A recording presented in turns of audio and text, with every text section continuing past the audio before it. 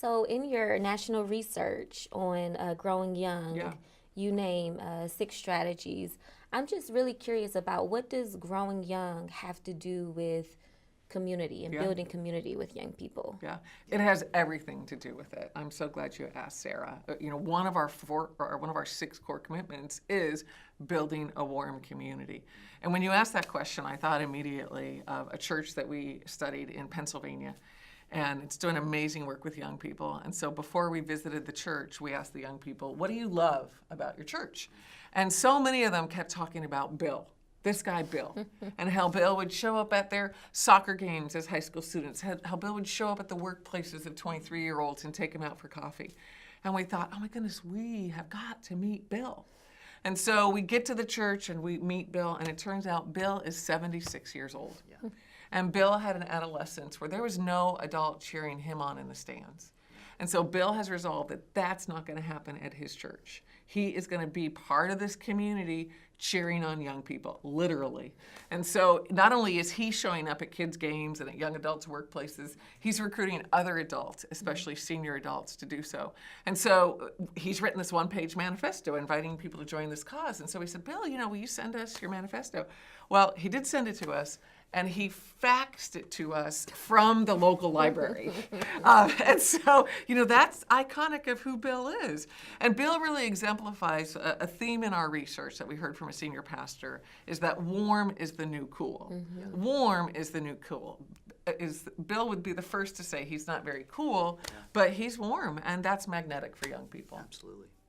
Yeah, Sarah, for my world, I'm leading a church plant on the Upper West Side, and our whole world is about building community. That's what we're doing right now. And the vast majority of our folks are under the age of 30. So, and I've told Kara, I think growing young should be like required reading for church planners, because it just gives language. Those 6 commitments give language to what we already know, not just works with young people, but are important when we really connect and want to minister to young people. So for us, we have folks that grew up in the church, that maybe were away from the church for a while and have decided to come back. Right.